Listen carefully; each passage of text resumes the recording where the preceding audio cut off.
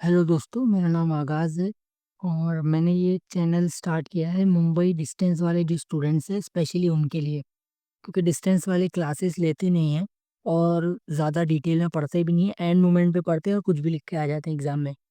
YouTube पे भी किसी ने डिटेल में पढ़ाया नहीं है, सारे सब्जेक्ट्स हो गए या एक सब्जेक्ट पूरी तरह सब अपना डेमो लेक्चर डाल देते हैं, प्रॉपर किसी ने नहीं पढ़ाया है। मैंने इसके लिए ये चैनल खोला है ताकि मैं डिस्टेंस वाले स्टूडेंट को पढ़ा सकूँ इसमें एकदम ईज़ी वे में, इस तरीके से कि आप पढ़ के एग्ज़ाम में आराम से लिख सकें। मोस्टली मैं एग्ज़ाम पॉइंट ऑफ व्यू से पढ़ाऊँगा, मैं खुद के नोट्स बना के शेयर करूँगा, नोट्स एकदम बुक से शॉर्ट करके आपको बनाऊँगा ईज़िली ताकि आप एंड मोमेंट पे भी पढ़ के पास हो सकें। आज मैं स्टार्ट करने जा रहा हूँ पहला लेक्चर। वैसे ये कोई भी कॉमर्स का स्टूडेंट जो है देख सकता है, क्योंकि बीकॉम से रिलेटेड मैं डालूँगा सब। तो आज मैं सेमेस्टर 3 का company secretarial practice subject start करने जा रहा हूँ। तो सब्जेक्ट स्टार्ट करने से पहले मैं आपको एकदम बेसिक पहले समझा देता हूँ कुछ, फिर उसके बाद हम मेरे हैंड रिटन नोट से पहले एक बार बेसिक समझ लेंगे सारा, फिर उसके बाद मैं आपको एक बार मेन नोट से भी गो थ्रू करवा दूँगा। तो इस लेक्चर में हम पढ़ेंगे मीनिंग कंपनी का, फीचर्स कंपनी के एंड टाइप्स ऑफ कंपनी। ठीक है? ये 3 चीज़ सिंपली हम पढ़ेंगे एकदम ईज़ी लैंग्वेज में। तो सबसे पहले मैं स्टार्ट करता हूँ कंपनी से। कंपनी क्या होती है? कंपनी मतलब एक ऐसा group of people who come together. ठीक है? कंपनी एक ऐसा ग्रुप होती है लोगों का जो साथ में आते हैं। क्यों आते हैं? बिज़नेस करने के लिए।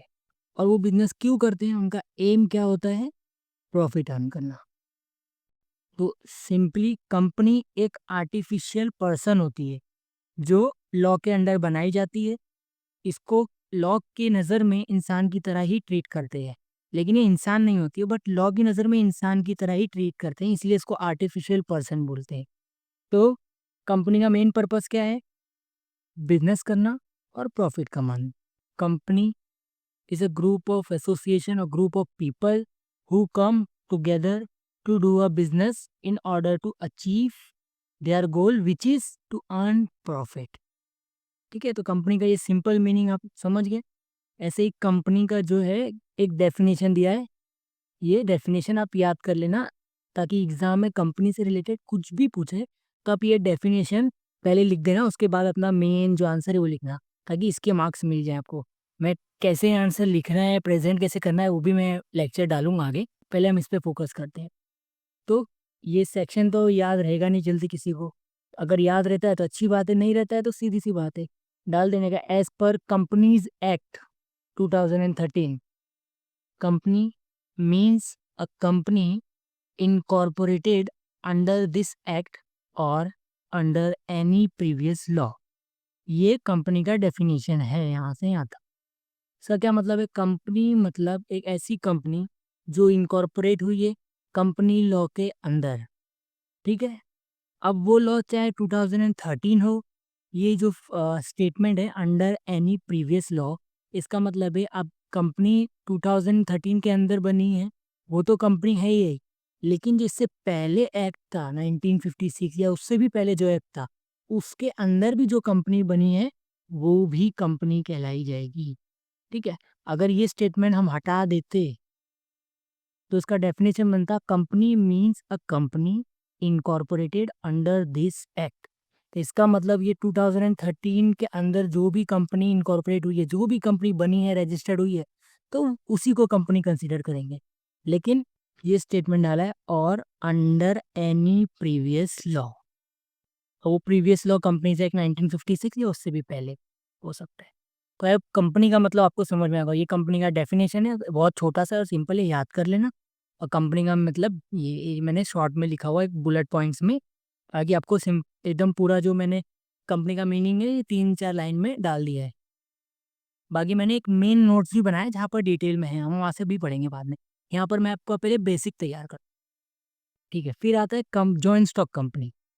Joint stock company, joint stock company एक कंपनी ही होती है, जो हमने ये पढ़ा। ठीक है? कंपनी ही होती है। जॉइंट स्टॉक कंपनी कंपनी ही होती है, बस ये एक टाइप है, स्पेसिफिक टाइप की कंपनी होती है, ठीक है? जहाँ पर कैपिटल जो है वो छोटे-छोटे यूनिट्स में बाँट देते हैं, उसको शेयर्स बोलते हैं। ठीक है? और जो शेयर्स खरीदता है उसको शेयर होल्डर बोलते हैं। और इसकी लायबिलिटी लिमिटेड होती है, और इसको कंट्रोल जो है बोर्ड ऑफ डायरेक्टर करते हैं, शेयर होल्डर नहीं। तो जॉइंट स्टॉक कंपनी मतलब एक ऐसी स्पेसिफिक टाइप की कंपनी जिसका कैपिटल हम शेयर्स में डिवाइड कर देते हैं, और उस जो शेयर्स खरीदता है उसको शेयर होल्डर बोलते हैं। इसीलिए दिया है जॉइंट स्टॉक मतलब शेयर्स। तो बहुत सारे लोग मिलकर के शेयर्स परचेस करते हैं, इसीलिए जॉइंट स्टॉक कंपनी। ज़्यादातर जो पब्लिक कंपनी है, रिलायंस, HUL, अडानी, टाटा, ये सब जॉइंट स्टॉक कंपनी है। तो एकदम simple meaning, joint stock company एक कंपनी ही होती है, बस उसका कैपिटल जो है वो डिवाइड कर दिया जाता है शेयर्स में, और जो शेयर्स खरीदता है शेयर होल्डर होता है, और इस कंपनी में बहुत सारे मेंबर होते हैं। अब फीचर्स पे आ जाते हैं। तो सबसे पहला फीचर्स है वॉलेंट्री एसोसिएशन। वॉलेंट्री एसोसिएशन, तो वॉलेंट्री एसोसिएशन मतलब कंपनी को ज्वाइन करना या छोड़ना सब आपके ऊपर है, कोई ज़बरदस्ती नहीं है। मतलब आपको आज उठकर अपनी मर्जी से कंपनी में मेंबर बनना है, तो आप जाकर शेयर्स उसके परचेस कर लीजिए, आप मेंबर बन जाएंगे। परसों अगर आपको मेंबर नहीं बनना है, कंपनी से निकलना है, तो आप सेल कर दीजिए, तो आप मेंबर से हट जाएंगे, कोई और मेंबर बन जाएगा। और कंपनी किसी को भी मेंबर बना लेती है, वो ना कास्ट देखती है, ना क्रीड देखती है, ना रिलीजन देखती है, ना रीजन। ठीक है, आप कोई भी रिलीजन के हो, आप कंपनी में शेयर परचेस कर सकते हो। आप कहीं से भी हो, कंपनी अगर सपोज मुंबई बेस्ड है, लेकिन आप अगर चेन्नई दिल्ली में बैठे हो, तो वहाँ से भी खरीद सकते हो। इसीलिए बोलते हैं वॉलेंट्री एसोसिएशन। कोई रोक टोक नहीं है, कहीं से भी कोई भी रिलीजन का, कोई भी कास्ट का कभी भी कंपनी में मेंबर बन सकता है, और कभी भी अपनी मर्जी से छोड़ सकता है। इसीलिए बोलते हैं वॉलेंट्री एसोसिएशन। फिर आता है इनकॉर्पोरेटेड एसोसिएशन। ये इनकॉर्पोरेटेड मतलब वही है रजिस्टर्ड एसोसिएशन, समझ लो, सिंपल रजिस्टर्ड एसोसिएशन। मतलब कंपनी जब फॉर्म होती है, वो वैलिड तभी होती है जब वो आरओसी के यहाँ रजिस्टर्ड हो। आरओसी क्या होता है? रजिस्ट्रार ऑफ कंपनी, जहाँ पर सारे कंप्लायंस से रिलेटेड हम वहाँ पर फाइल करते हैं। कंपनी बनाते टाइम सारे डॉक्यूमेंट्स वहाँ जमा करते हैं, तो वो डॉक्यूमेंट वैलिड करके आपको सर्टिफिकेट देता है, तब जाकर आपकी कंपनी वैलिड हो गई। कल को आपने एक ऑफिस खरीदा, 10 एम्प्लॉय डाले और कंपनी का नाम रख दिया कुछ भी, और आप बैठ गए खोल के, वो कंपनी नहीं कहलाई जाएगी। कंपनी का जो रजिस्ट्रेशन है वो कंपलसरी है। तो कम इसीलिए बोलते हैं इनकॉर्पोरेटेड एसोसिएशन। कंपनी इनकॉर्पोरेट होती है, और कंपनीज एक्ट के अंडर जो है प्रॉपरली फॉर्म होती है, इनकॉर्पोरेट होती है, और उसको रजिस्टर्ड करते हैं। तो सिर्फ हमने कंपनी बना के छोड़ दिया तो वो कंपनी नहीं कहलाई जाएगी। जब तक हम रजिस्टर नहीं करते आरओसी से कंपनी को, तब तक वो वैलिड नहीं होगी। फिर एक थर्ड फीचर्स आता है आर्टिफिशियल पर्सन। जैसे मैंने अभी मीनिंग में थोड़ी देर पहले बताया था कि कंपनी को इंसान की तरह ही ट्रीट करते हैं, इंसान की तरह ही ट्रीट करते हैं, लेकिन इंसान पूरी तरह इंसान नहीं समझते, लेकिन उसको इंसान की तरह ही ट्रीट करते हैं। जैसे इंसान बॉर्न होता है, हम लोग जिसे पैदा होते हैं नॉर्मल, वैसे कंपनी भी बहुत पैदा होती है, लेकिन वो लॉ करता है। तो company is created by law, इसीलिए उसको आर्टिफिशियल पर्सन का स्टेटस मिलता है। ठीक है, सिंपल कंपनी एक इंसान नहीं होती, लेकिन लीगल वर्ल्ड में एक पर्सन की तरह ट्रीट होती है। ये कंपनी कॉन्ट्रैक्ट भी साइन कर सकती है, किसी के ऊपर केस भी कर सकती है, कोई इसके ऊपर केस कर सकता है, अपने नाम पे प्रॉपर्टी भी खरीद सकती है, ठीक है, प्रॉपर्टी बेच भी सकती है। तो इसीलिए company is artificial person created by law, can sign the documents, hire the employees और परचेज एसेट्स और प्रॉपर्टी। तो सिंपल, कंपनी जो है वो एक आर्टिफिशियल पर्सन है, नेचुरल पर्सन नहीं है। कंपनी को इंसान नहीं होती है, लेकिन लीगल वर्ल्ड में उसको इंसान की तरह ही ट्रीट करते हैं, और सारे जो उसको राइट्स वगैरह उस हिसाब से ही मिलते हैं। अब कंपनी एक आर्टिफिशियल पर्सन है, मतलब वो खुद ही एक पर्सन है, तो इसके अंदर जो उसके शेयर होल्डर, मेंबर, डायरेक्टर होते हैं ना, तो वो सब इससे अलग होते हैं। ठीक है, मतलब कंपनी अलग होती है, शेयर होल्डर अलग होते हैं। कल को आपको कोई कंपनी से प्रॉब्लम है, तो आप जाके कंपनी पे केस करेंगे सीधा। फॉर एग्जांपल आपको रिलायंस या टाटा से कोई भी प्रॉब्लम, तो आप सीधा टाटा या रिलायंस पे केस करेंगे, ना कि उसके डायरेक्टर पे केस करेंगे, ना उसके शेयर होल्डर पे केस करेंगे। शेयर होल्डर पे तो कर भी नहीं सकते, क्योंकि इतने सारे शेयर होल्डर्स होते हैं, किस पे करोगे? चारों करोड़ों में शेयर होल्डर होते हैं, तो किस पे करोगे? इसीलिए कंपनी को एक आर्टिफिशियल पर्सन का स्टेटस मिला है, ताकि वो खुद के ही नाम पे प्रॉपर्टी खरीद सकते, इसीलिए उसको बोलते हैं सेपरेट लीगल एंटिटी। उसको उसके मेंबर से सेपरेट कर दिया गया है, उसको एक अलग स्टेटस मिल गया है, जिसको आर्टिफिशियल पर्सन का स्टेटस बोलते हैं हम। तो company is different from share holder. इसका सिंपल एग्जांपल, अगर एक कंपनी है, वो उसको लॉस हो जाए तो शेयर होल्डर लायबल नहीं रहेंगे। ये जो शेयर होल्डर है लायबल नहीं रहेंगे। इन्होंने जितना खरीदा है बस उतना ही लायबल रहेंगे, बाकी ये लायबल नहीं रहेंगे। कल को कंपनी डूब जाए, उस पर हजारों करोड़ों रुपए का कर्जा आ जाए तो नहीं होंगे लायबल। शेयर होल्डर लायबल नहीं होंगे, इसीलिए क्योंकि उसको सेपरेट माना था, वो उसकी खुद की जिम्मेदारी है। फिर एक फीचर्स आता है परपेचुअल सक्सेशन। परपेचुअल सक्सेशन मतलब आंधी आ जाए, तूफान आ जाए, कुछ भी हो जाए, कंपनी चलती रहेगी। ठीक है, सिंपल। कंपनी मरती नहीं है, कंपनी हमेशा अमर है, कंपनी जिंदा रहती है। मेंबर आए जाए कोई फर्क नहीं पड़ता, कंपनी चलती रहेगी। डायरेक्टर आए जाए, एम्प्लॉय आए जाए, कंपनी चलती रहेगी।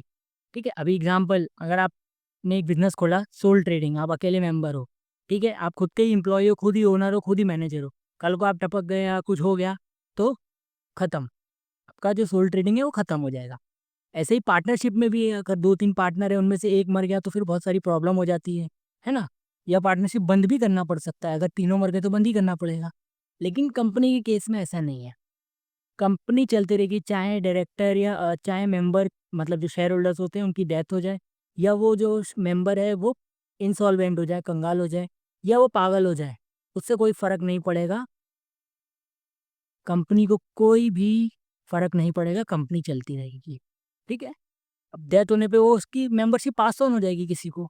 यहाँ पर इन सब केसेस में पास ऑन हो जाती है, आज मेंबर मर गया वगैरह वगैरह, तो उनके फैमिली मेंबर्स को पास हो जाएगी मेंबरशिप, इसीलिए कंपनी चलती रहेगी, कोई ये सब केस में कुछ फर्क नहीं पड़ेगा। फिर आता है कॉमन सील। अभी थोड़ी देर पहले हमने पढ़ा कि कंपनी एक आर्टिफिशियल पर्सन है और वो साइन कर सकती है। ठीक है, वो डॉक्यूमेंट साइन कर सकती है ना। तो अब वो फिजिकली तो साइन कर नहीं सकती, है ना। अब वो फिजिकली तो साइन कर नहीं सकती। कैसे फिजिकली? कंपनी एक आर्टिफिशियल पर्सन है, नेचुरल पर्सन तो है नहीं। भले ही इसको इंसान की तरह सारे राइट्स मिले, लेकिन वो फिजिकली साइन तो कर नहीं सकती। इसीलिए कॉमन सील मतलब एक टाइप का स्टैंप बनाया जाता है। तो कंपनी अपने नाम से वो स्टैंप मारती है और उस कॉमन सील को साइन की तरह ट्रीट किया जाता है। और सिर्फ डायरेक्टर की साइन से वो डॉक्यूमेंट वैलिड नहीं होगा। कंपनी की कॉमन सील और डायरेक्टर की साइन दोनों चीज होने के बाद वो डॉक्यूमेंट वैलिड हो जाएगा। ठीक है, सिर्फ डायरेक्टर साइन करे तो वो अपनी मर्जी से कुछ भी कर सकते हैं, नहीं। कंपनी एक आर्टिफिशियल पर्सन है ना, उसकी खुद की रिस्पॉन्सिबिलिटी है, कल को उसके ऊपर ही आएगा।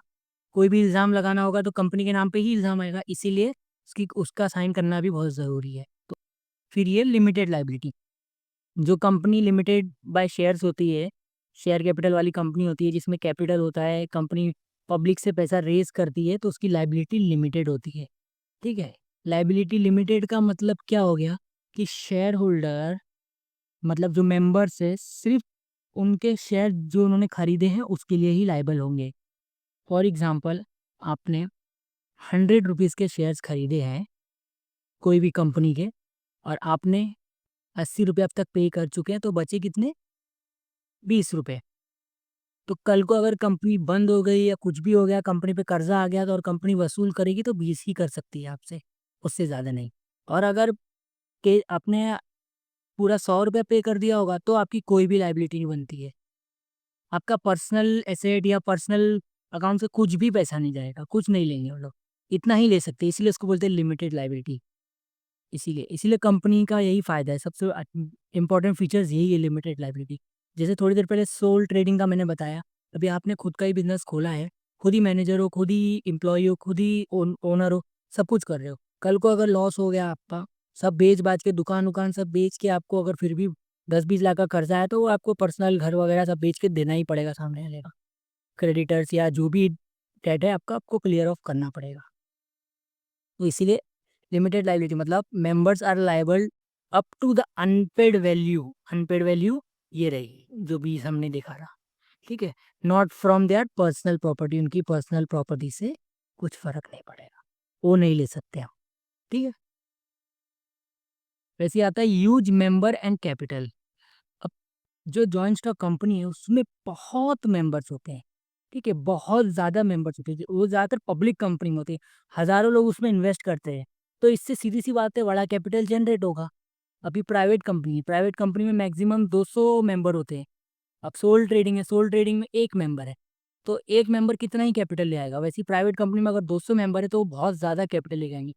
वैसे ही पब्लिक कंपनी में अनलिमिटेड मेंबर्स होते हैं, कितने सारे मेंबर्स होते हैं। तो जब इतने सारे मेंबर्स होंगे और वो इन्वेस्ट करेंगे कंपनी में, तो सीधी सी बात है बहुत बड़ा कैपिटल जनरेट हो जाएगा। कंपनी का कैपिटल हजारों करोड़ों रुपए में होता है, और उससे ही तो बिजनेस चलता है जितनी बड़ी कंपनी होती है। फिर एक छोटा सा फीचर है ट्रांसफरेबिलिटी ऑफ शेयर्स। आपने मेंबर बन गए कंपनी के, अगर आपने पब्लिक कंपनी में इन्वेस्ट किया है, जैसे जो लिस्टेड कंपनी होती है, या पब्लिक कंपनी जो पब्लिक से पैसा ले सकती है, ठीक है। जो बड़ी बड़ी कंपनी होती है ज़्यादातर, जो बड़ी बड़ी कंपनी होती है ज़्यादातर पब्लिक ही होती है, जैसे रिलायंस, टाटा, HUL और SBI, ये सब पब्लिक कंपनी है। तो आपने इसके शेयर्स खरीदे, तो आप कभी भी आराम से शेयर्स खरीद सकते हो। शेयर मार्केट ओपन करके सुबह 9:30 बजे के बाद खरीद सकते हो, और 2-3 दिन बाद अगर बेचना है तो 3:30 से पहले बेच भी सकते हो, फ्रीली ट्रांसफरेबल। लेकिन प्राइवेट कंपनी का जो केस है, उस केस में फ्रीली ट्रांसफरेबल नहीं है, क्योंकि मैक्सिमम मेंबर 200 ही होते हैं।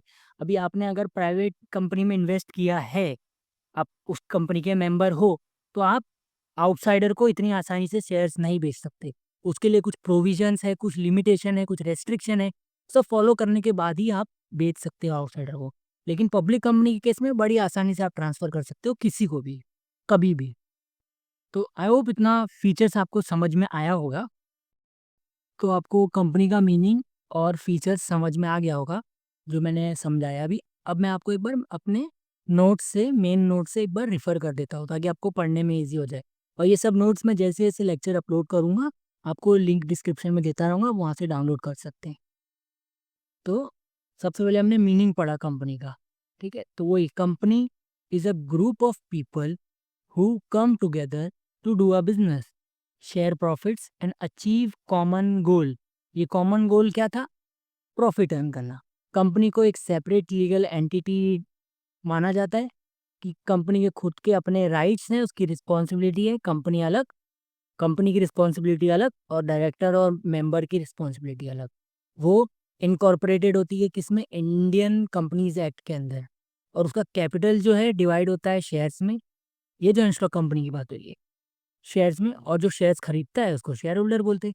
अब कंपनी जो है वो खुद को तो मैनेज कर नहीं सकती, can not manage daily activities, तो वो बोर्ड ऑफ डायरेक्टर को अपॉइंट करती है, और वो डेली एक्टिविटी मैनेज करते हैं। और जॉइंट स्टॉक कंपनी का मैंने बताया था, जहाँ पर बहुत सारे लोग आते हैं और शेयर्स खरीदते हैं, और अपनी कंपनी में शेयर्स खरीदते हैं और कंपनी के मेंबर बन जाते हैं, तो उसको बोलते हैं जॉइंट स्टॉक कंपनी। फिर फीचर्स पढ़े थे, वॉलंटरी एसोसिएशन मतलब ओपन मेंबरशिप, कोई भी कंपनी में कभी भी आ सकता है, कभी भी छोड़ सकता है, और बस कंपनी के आर्टिकल्स ऑफ एसोसिएशन फॉलो, मतलब कंपनी की कुछ रूल बुक है उसको फॉलो करना पड़ेगा, और कुछ नहीं।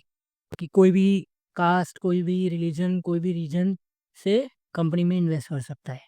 फिर कम इनकॉर्पोरेटेड एसोसिएशन मतलब रजिस्टर्ड कंपनी, कंपनी को वैलिडिटी तभी मिलेगी जब वो इंडियन कंपनीज एक्ट के अंदर रजिस्टर्ड होगी। चाहे कोई भी कितना भी छोटा बिजनेस हो, अगर वो कंपनी है तो उसको रजिस्टर्ड होना पड़ेगा।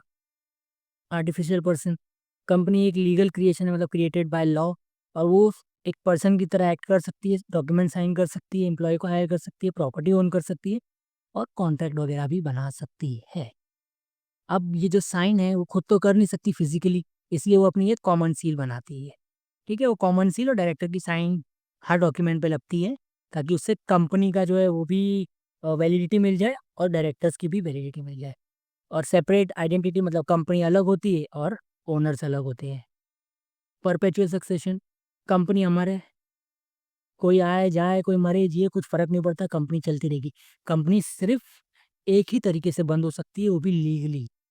अगर कोर्ट ने, या एनसीएलटी जो कंपनी लॉ का ट्रिब्यूनल होता है, कंपनियों का कोर्ट होता है, या आरओसी होता है, उसने ही कंपनी को बंद कर दिया कोई रीज़न की वजह से, जैसे कंपनी इलीगल काम कर रही है, या कंपनी ने खुद फाइल कर दिया कि हम हमारा दिवाला निकल गया, हमसे बिजनेस चल नहीं रहा है, बंद करना है, तो बंद हो सकती है बस। लिमिटेड लाइबिलिटी, मेंबर सिर्फ अपनी अनपेड वैल्यू तक ही लिमिटेड है, जितना उन्होंने नहीं पे किया अब तक, सिर्फ उतना ही वो लाइबल है जब कंपनी पे कर्जा वगैरह आएगा, पर्सनली उनका कुछ नहीं जाएगा। Separate role, share holder company को ओन जरूर करते हैं लेकिन मैनेज नहीं करते, इसीलिए वो किसको अपॉइंट करते हैं? बोर्ड ऑफ डायरेक्टर्स को। मैनी मेंबर, कंपनी में बहुत सारे मेंबर्स होते हैं, प्राइवेट कंपनी में 2 और पब्लिक कंपनी में 200।